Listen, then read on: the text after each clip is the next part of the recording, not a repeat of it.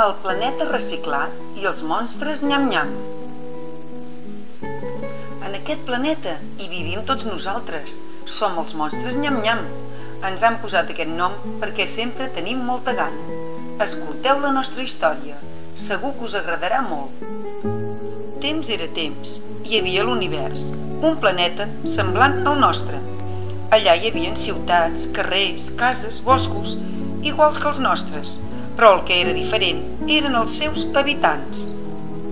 Eren els monstres nyam-nyam. Aquests monstres eren de colors diferents, però tots s'assemblaven en una cosa. Tenien una boca molt gran perquè es passaven el dia menjant.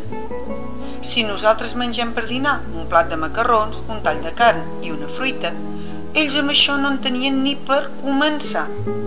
Després de menjar 10 plats de macarrons, 10 talls de carn i 10 peces de fruita, començaven a sentir-se una mica tips.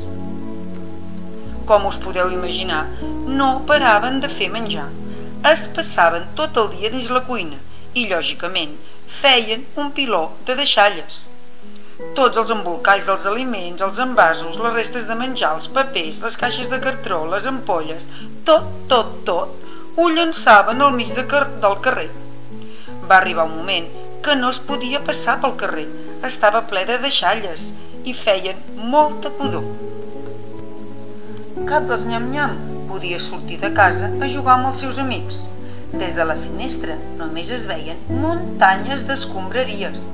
El nyam-nyam groc estava ben avorrit i ben tip de no poder passejar per la ciutat i jugar amb els seus amics. Va reunir els nyam-nyam, verd clar, verd fosc, el blau, el marró, i els va proposar una bona idea. Calia agafar bosses d'escombraries i entre tots posar totes les deixalles a dins perquè no fessin pudor i així poguessin jugar i passejar pels carrers de la ciutat. Apa, nois, us proposo una bona feina. Agafarem bosses d'escombraries i entre tots posarem totes les deixalles a dins, perquè així no faran pudor i podrem jugar i passejar pel carrer. Hi havia tants pilons d'escombraries que varen tardar molts dies a recollir-ho tot. Ara pels carrers ja no se sentia aquella pudor tan desagradable, però tampoc hi havia espai per passejar i jugar. Tota la ciutat era plena de muntanyes i muntanyes de bosses d'escombraries. Desesperats, els monstres nyam-nyam varen decidir anar a demanar al nyam-batlle una bona solució. Ell era el que manava més en aquella ciutat i segur que tindria alguna bona idea per saber què fer amb aquell piló de bosses plenes d'escombraries. El nyam-batlle va fer una ràpida inspecció per tota la ciutat i ben aviat va trobar una solució. Si aquelles deixalles omplien els carrers de bosses i no deixaven espai per passejar i jugar, caldria portar-les ben lluny de la ciutat. A les afores hi havia un forat enorme i seria allà on hi posarien totes les bosses. Aquesta solució va servir pocs dies, perquè ben aviat aquell clot tan gran va quedar petit i no hi cabien més escombraries. Però com que el nyam-batlle volia tenir una ciutat ben neta, va decidir cremar aquells pilons de bosses.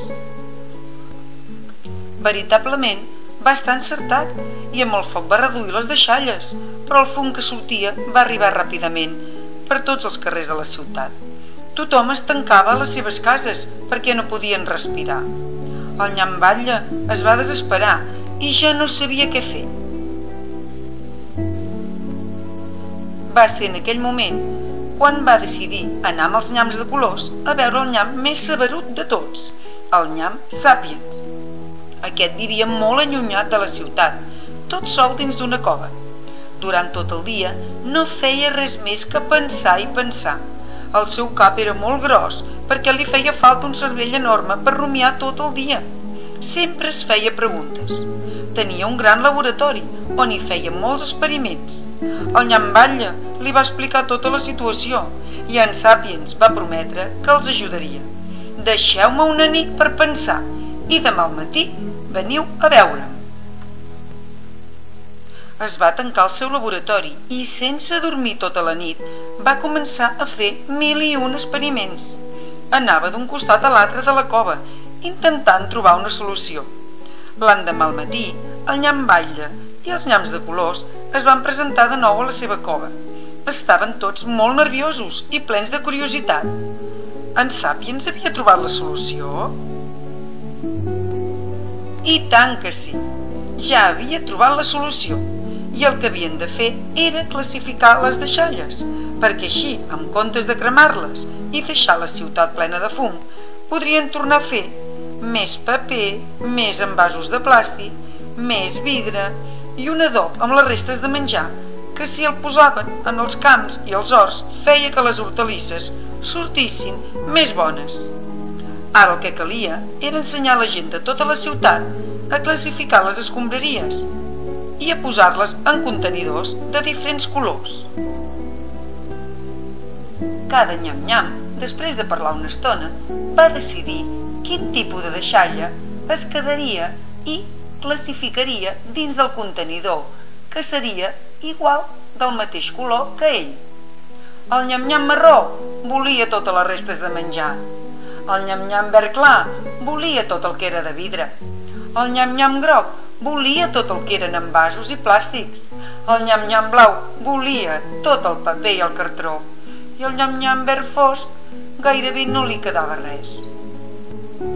Cada nyam-nyam va construir un contenidor i el va pintar del mateix color que ell. El més petit de la família, el nyam-nyam verd fosc, aquest que tenia la boca tan petita i no tenia massa gana, només es quedava allò que no volia cap dels seus 4 amics. Al seu contenidor li van dir el nyam-nyam rebuig.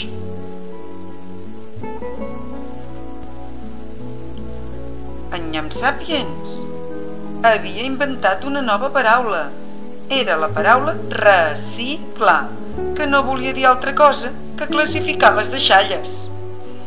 D'aquesta manera, els monstres nyam-nyam van aconseguir tenir un planeta molt bonic i net que es coneixia amb el nom de planeta reciclat. Van repartir els contenidors per tota la ciutat i van ensenyar a tots els vilatans a on havien de posar cada deixalla. Després passaven diferents camions a recollir les deixalles de cada contenidor i les portaven a una fàbrica on feien més envasos. Que content que estic! De les deixalles de plàstic en farem més envasos i més ampolles de plàstic. De les deixalles de paper i cartró en farem més paper i cartró, i així amb totes les escombraries. En Nyam Sapiens els havia ensenyat una paraula molt important: reciclar, o sigui, classificar les deixalles. Els va demanar que amb la seva nau viatgessin per tot l'univers ensenyant a tothom a reciclar. I els 5 amics contents així ho varen fer. A la nostra escola aprenem a reciclar amb els monstres nyam-nyam. Vols tu també fer-ho? Hola, amics! Em coneixeu? Sí, sóc el nyam-nyam rebuig, però he canviat de color. És que com que era de color verd em confonien amb el nyam-nyam vidre i a mi no m'agradava el que em donaven. Per això he decidit ser de color gris. A partir d'ara em trobareu amb aquest color. I aquests són els nous contenidors de la vostra ciutat. Apa, vinga, tots a reciclar! A mi no em coneixeu, sóc el nyam-nyam mòbil i em diuen mòbil perquè em moc d'un costat a l'altre de la ciutat per recollir tots aquells residus especials que cap dels meus amics volen. Fluorescents, bombetes, esprais, piles, bateries de cotxe, pintures, dissolvents, olis, radiografies, tòners... Tot això que no sabeu on posar i que cap dels meus amics volen, m'ho podeu donar a mi. Entre tots tindrem cura del nostre entorn.